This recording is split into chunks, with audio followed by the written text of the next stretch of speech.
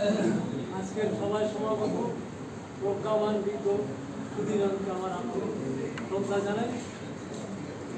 আজ আমরা এখানে সমবেত হয়েছি মহাপ্রাণ যোগেন্দ্রনাথ মণ্ডলের ঐকান্তিক প্রচেষ্টার সফল ভারতের সংবিধান সভায় ডক্টর বি আর আম্বেদকরকে সেদিনকে মনুবাদীদের বিরুদ্ধে কঠিন সংগ্রামের লড়াই ফল হিসাবে আম্বেদকরকে সংবিধান সভায় পাঠাই।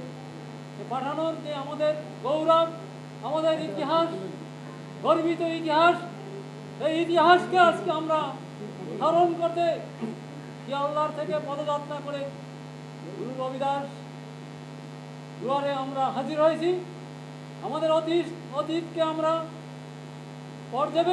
পর্যালোচন যদি আমরা সঠিকভাবে করি তাহলে বর্তমান সময় আমাদের কি করণীয়, মনুবাদী শাসক দলের কি পদবহন করে চলব, না আমাদের কিছু সত্তা আগামী দিনে আমরা এই প্রজন্মের কাছে রেখে যাব, সেই শপথ নিতে হবে। এখান থেকে আমরা মিটিং মিছিল করি, আগামী পদক্ষেপ কি সে পদক্ষেপের জন্য কিন্তু আমরা কেউ সচেষ্ট হই না।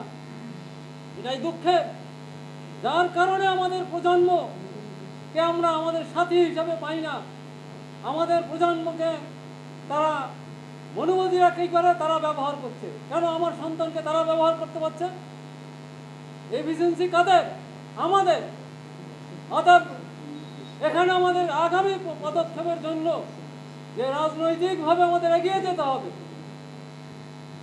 শুধু সামাজিক সংগঠনের মাধ্যমেই কিন্তু রাজ ক্ষমতা ছিনিয়ে নেওয়া যাবে না। বাবা সাহেব আম্বেদকর সোজাভাবে আঙুল দেখিয়ে দিয়েছে যে আমাদের ক্ষমতার মন্দির ক্যাপচার করতে হবে। তাতে আপনাদের কাছে আমার বিনীত আবেদন, আগামীতে আমরা মনুবাদীদের সঙ্গে কিভাবে লড়াই করব, সেই লড়াইয়ের রূপরেখা তৈরি করতে হবে।